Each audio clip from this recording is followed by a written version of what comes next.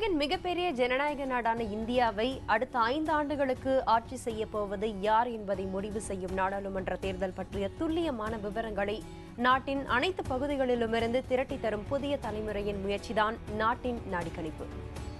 முதற்கட்டமாக வடகிழக்கு மாநிலங்களின் தேர்தல் நிலவரம் குறித்து செய்தியாளர்கள் அளித்த தகவல்களை பார்த்து வந்தோம். இதன் தொடர்ச்சியாக வட இந்திய மாநிலங்களில் களப்பணியை தொடங்கியிருக்கிறது புதிய தலைமுறை.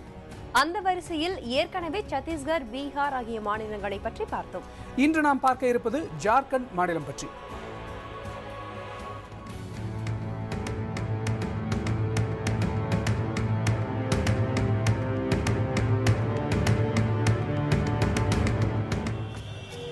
நாடாளுமன்ற தேர்தலுக்கு நமது தேசம் எப்படி தயாராகி வருகிறது என்பதை அறிவதற்காக நாட்டின் மூலை முடுக்கெல்லாம் பயணம் செய்து வருகின்றனர் புதிய தலைமுறை செய்திக்குழுவினர்.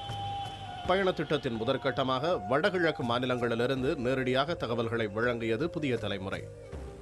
அடுத்த கட்டமாக வட இந்தியாவில் உள்ள மாநிலங்களுக்கு புதிய தலைமுறையின் செய்தியாளர்கள் பயணம் மேற்கொண்டு வருகின்றனர்.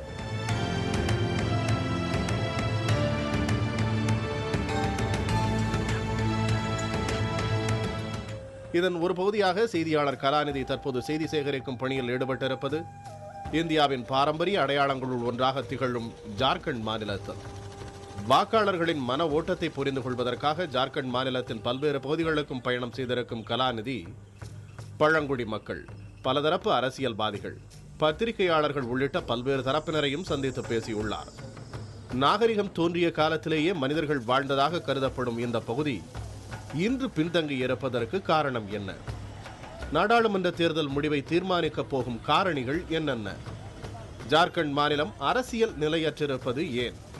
இப்படி நமக்கு எழக்கூடிய பல்வேறு கேள்விகளுக்குமான பதில்களை ஜார்க்கண்ட் மாநிலத்திலிருந்து நமக்கு துல்லியமாக வழங்கப் போகிறார் செய்தியாளர் கலாநிதி.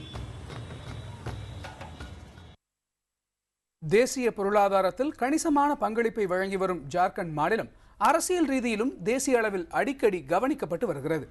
இதன் அரசியல் களம் பற்றி அறிந்து கொள்வதற்கு முன்னதாக இந்த மாநிலம் பற்றி அறிமுகத்தை பார்த்துவிடலாம்.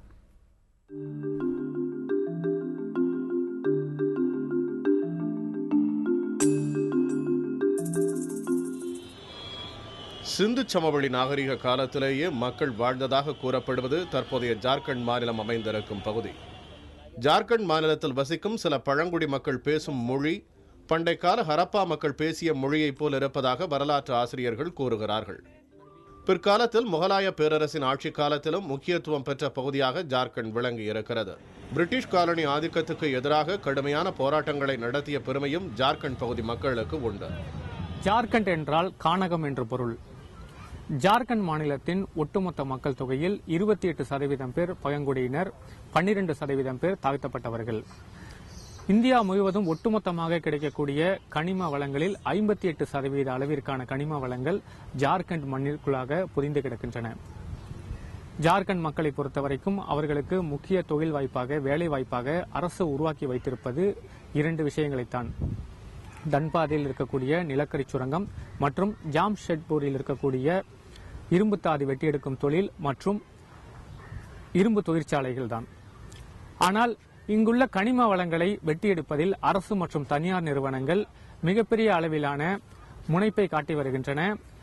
இந்த மாதிரியான ஒரு முனைப்பு என்பது நீண்ட கால நோக்கில் பார்க்கும்போது தங்களது வாழ்வாதாரத்தையும், தங்களது தொழில் வாய்ப்பையும், தங்களது ஒட்டுமொத்த வாழ்க்கையையுமே சூறையாடி விடக்கூடும் என்ற அச்சம் இப்பகுதி மக்களுக்கு இருக்கிறது. இந்த அச்சம்தான் இங்கு போராளி குழுக்கள், ஆயுத குழுக்கள் காலூன்றி ஆதிக்கம் செலுத்துவதற்கான வாய்ப்பை ஏற்படுத்தி கொடுக்கிறது என்பது சமூக நோக்கர்களின் கருத்தாக இருக்கிறது. ஜார்க்கண்ட் என்றால் காடுகளின் நாடு என்று பொருள். அதற்கேற்ப காடுகளும் மலைகளும் நிறைந்திருக்கும் ஜார்க்கண்டில் அதிக அளவு இயற்கை வளங்களும் இருக்கின்றன. ஏராளமான கனிமங்கள் கொட்டி கிடக்கின்றன. நாட்டில் கிடைக்கும் மொத்த கனிமங்களில் 40% ஜார்க்கண்ட் மாநிலத்தில் இருந்துதான் பெறப்படுகிறது. பொக்காரோ, தன்பாத், ஜாம்ஷெட்பூர் போன்ற தொழில் நகரங்கள் இங்குள்ளன. பீகார் மாநிலத்தின் தென் பகுதியை தனியாக பிரித்து ஒரு புதிய மாநிலம் உருவாக்கப்பட வேண்டும் என்ற கருத்துரு கிட்டத்தட்ட 100 ஆண்டு காலமாக பேசப்பட்டு வந்திருக்கிறது. அதாவது கடந்த 1900ஆவது ஆண்டு ஜெய்பால் சிங் என்ற ஒரு விளையாட்டு வீரர் தான் முதன்முறையாக ஜார்க்கண்ட் என்ற மாநிலம் உருவாக்கப்பட வேண்டும் என்ற கோரிக்கையை முன்வைத்தார் என்று சொல்கிறார்கள். அதனை அடுத்து பல்வேறு விதமான ஆர்ப்பாட்டங்கள் மற்றும் போராட்டங்களை தாண்டி பல்வேறு கட்ட முயற்சிகளுக்கு பிறகு கடந்த 2000ஆவது ஆண்டு ஆகஸ்ட் மாதம் 2ஆம் தேதி நாடாளுமன்றத்தில் ஒரு தீர்மானம் நிறைவேற்றப்பட்டது. அதன்படியாக பீகார் மாநிலத்தின் தென்பகுதி தனியாக பிரிக்கப்பட்டு புதிதாக ஜார்க்கண்ட் மாநிலம் உருவானது. ராஞ்சியை தலைநகராக கொண்டு உருவாக்கப்பட்ட இந்த ஜார்க்கண்ட் மாநிலத்தில் 81 சட்டமன்ற தொகுதிகளும் 14 நாடாளுமன்ற தொகுதிகளும் தற்போது இருக்கின்றன. காங்கிரஸ், பாரதிய ஜனதா, ஜார்க்கண்ட் முக்தி மோர்ச்சா போன்ற கட்சிகள் ஆதிக்கம் செலுத்தும் இந்த மாநிலம் தொடர்ந்து அரசியல் நிலையற்ற தன்மையை கொண்டிருக்கிறது.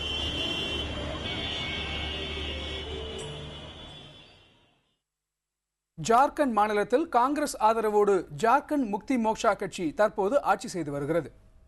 இந்த கூட்டணி மீதான அதிருப்தி தங்களுக்கு சாதகமாக அமையும் என பாரதிய ஜனதா கட்சி கூறி வருகிறது. 14 நாடாளுமன்ற தொகுதிகளை கொண்ட ஜார்க்கண்ட் மாநிலத்தின் வாக்காளர்கள் சுமார் 2 கோடி பேர். ராஞ்சி, ஜாம்ஷெட்பூர், தன்பாத், தும்கா, சிங்பும் போன்றவை முக்கிய தொகுதிகள். சிபு சோரனின் ஜார்க்கண்ட் முக்தி மோர்ச்சா, பாபுலால் மராண்டியின் ஜார்க்கண்ட் விகாஸ் மோர்ச்சா, பாரதிய ஜனதா, காங்கிரஸ் ஆகியவை இந்த மாநிலத்தில் செல்வாக்கு நிறைந்த கட்சிகளாக உள்ளன.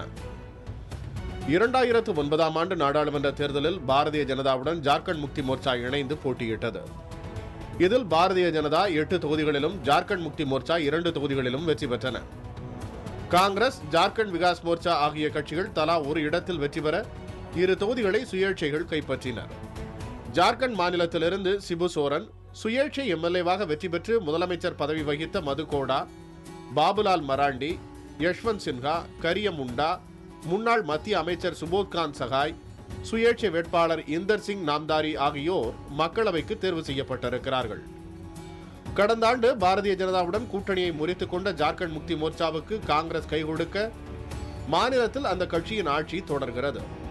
இந்த கூட்டணியில் லாலு பிரசாத்தின் ராஷ்டிரிய ஜனதா தளமும் சேர்ந்திருக்கிறது. பாபுலால் மராண்டியின் ஜார்க்கண்ட் விகாஸ் மோர்ச்சா தனித்து போட்டியிட முடிவு செய்திருக்கிறது. வரும் நாடாளுமன்ற தேர்தலின் போது வாக்குப்பதிவு சதவீதத்தை அதிகரிக்க தேர்தல் ஆணையம் பல்வேறு நடவடிக்கைகளை மேற்கொண்டு வருகிறது. இதன் ஒரு பகுதியாக ஜார்க்கண்ட் மாநிலத்தை சேர்ந்த விளையாட்டு வீரர் வீராங்கனைகளை வைத்து சில விளம்பரங்களையும் தேர்தல் ஆணையம் எடுக்க திட்டமிட்டுள்ளது. இதன் மூலமாக ஜார்க்கண்டில் வாக்குப்பதிவு சதவீதத்தை அதிகரிக்க முடியும் என்று தேர்தல் ஆணையம் நம்புகிறது. நாடு முழுவதும் வாக்காளர்களுக்கு தேர்தல் குறித்த விழிப்புணர்வை ஏற்படுத்துவதற்கான நடவடிக்கையின் ஒரு பகுதியாக கிரிக்கெட் வீரர் மகேந்திர சிங் தோனியை விளம்பர தூதராக நியமிப்பதற்கான பணிகளில் இறங்கியிருக்கிறது இந்திய தேர்தல் ஆணையம். அதே போலவே ஜார்க்கண்ட் மாநிலத்தில் வாக்காளர்களுக்கு விழிப்புணர்வை ஏற்படுத்தி அவர்களை வாக்குப்பதிவு மையங்களை நோக்கி வரவழைப்பதற்கான விளம்பர தூதராக வில்வித்தை வீராங்கனையான தீபிகா குமாரி நியமிக்கப்பட்டிருக்கிறார். தற்போது பாங்காக்கில் இருக்கக்கூடிய இவர் இன்னும் 1-2 நாட்களில் ராஞ்சிக்கு திரும்புவார் என்றும் அதன் பிறகு தயாரிக்கப்படக்கூடிய 5 விதமான விளம்பர படங்களில் இவர் நடித்துக் கொடுத்து அதன் மூலமாக வாக்காளர்களுக்கு விழிப்புணர்வை ஏற்படுத்துவார் என்றும் மாநிலத்தின் தலைமை தேர்தல் அதிகாரியான PK ஜரோரியா தெரிவித்திருக்கிறார். இது மட்டுமல்லாமல் சமீபத்தில் புதிய வாக்காளர்களை சேர்ப்பதற்கான பணிகளில் தேர்தல் ஆணையம் இறங்கியது. இதற்கென 2 நாட்கள் சிறப்பு முகாம் நடத்தப்பட்டது. இந்த 2 நாட்கள் சிறப்பு முகாமில் கிட்டத்தட்ட 1,63,000 பேர் தங்களை புதிய வாக்காளர்களாக சேர்த்திருக்கிறார்கள். இந்த முகாமில் கலந்து கொண்ட ஜார்க்கண்ட் மாநிலத்தின் ஆளுநரான டாக்டர் சையத் அகமது தன்னையும் ஜார்க்கண்ட் மாநிலத்தின் புதிய வாக்காளராக இணைத்துக் கொண்டிருக்கிறார். புதிய தலைமுறைக்காக ஒளிப்பதிவாளர் செந்தில்குமரன், உதவியாளர் கேசவனுடன் கலாநிதி.